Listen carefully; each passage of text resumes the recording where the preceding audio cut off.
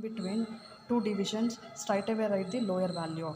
So then these data you need to plot in the graph, taking VBE along x-axis. This is your x-axis and IB along y-axis. Then when you mark all the points non-zero, you get one non-linear curve like this. And once you get the non-linear curve, don't take a big triangle because your resistance is not constant here on the non-linear curve. What you must do is you select a segment in such a way that you get a straight line here, so that resistance is somewhat constant between the 2 points there.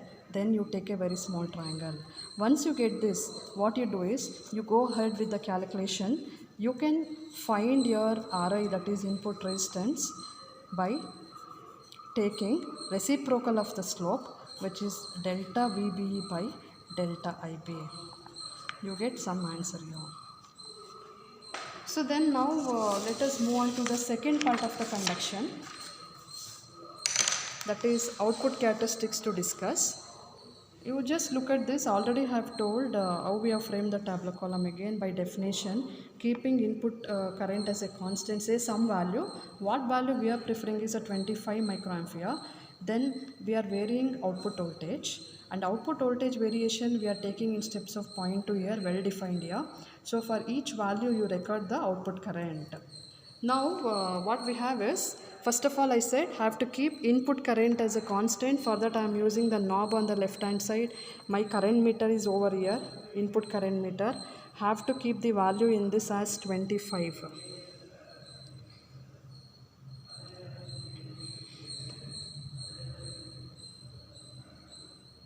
Okay. Once it has been kept constant as 25, now you have to change the value of the voltage here in the output voltmeter.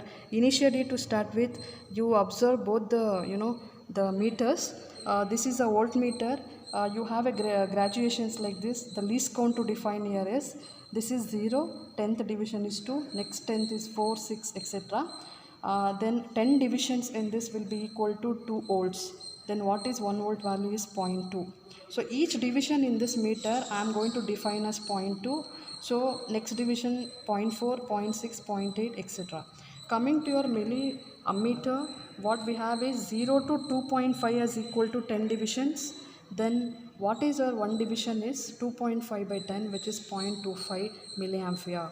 So each division in this you have to read it as 0.25. So now I have to vary the voltage on the output side, that is I have to vary the voltage, output voltmeter I have to see, and I have to vary the voltage accordingly. First trial is 0, next I have to move one division, which is 0.2 volts. Okay, for 0.2, what is the value I am getting here, the current value, that we have to record. So the value of the current is it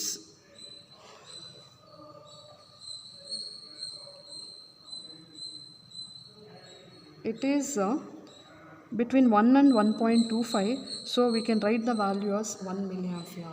Next you have to change the value to 0.4. Then you can look at this, the value remains the constant. Whenever you change the voltmeter value, that is when you are varying voltage in steps of 0.2 volts in the output voltmeter, the current remains the same. That you have to record in a tabular column. And once you get all the values as constant here, then you have to plot a graph of IC versus VCA. When you plot a graph, you get one straight line here because your current remains the constant for different values of the voltages in this. Strictly speaking, it is not so, because whatever the voltmeter or the milliammeter we are using, that could not be able to provide us the small change in the value. Because of that, it looks like the constant. We are following with the same thing. Whatever the data we are getting, we are plotting a graph and we are showing that it remains the constant for different values of the voltages, and there is no calculation which is being required for this particular part. Now the last part is about the study of transfer characteristics. This is required in order to calculate the current gain factor. Again, by definition, keeping output voltage as a constant, say 2 volts, you vary the base current. Your base current should be in steps of you take it instead of 25. Okay, you can choose the variation in the base current as 10, 20, 30, 40, 50, and you can record some 5 readings here. So for that, what you have to do is, you have to keep, okay, first you have to keep output voltage as a constant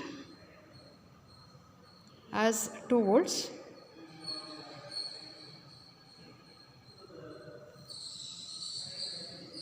Okay, then you have to vary the base current. Your current meter is here, that is called as even base current. The value what I am varying here is in steps of 10 microampere. Okay, now I kept here in micrometer the value is 10 microampere. For the 10, what is my output current? That has to be recorded, which is coming like 1.5. Then you have to vary the value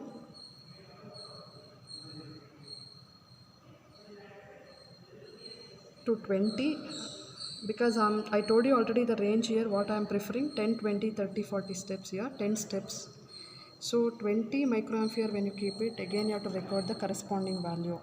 Like this you have to continue and you have to record some 5 readings, that is enough to plot the graph. Once you record the value here, you plot the graph of IC versus IG, you get a straight line here. So since you are getting a linear curve here, resistance remains the constant, you can go ahead with a big triangle to calculate the slope value. And whatever the slope you calculate, your slope is nothing but beta, which is nothing but your IC by RB, which is called as a current gain factor. And whatever been calculated, like input resistance as well as your current gain, that can be reported in the result part of the experiment. Okay, thank you.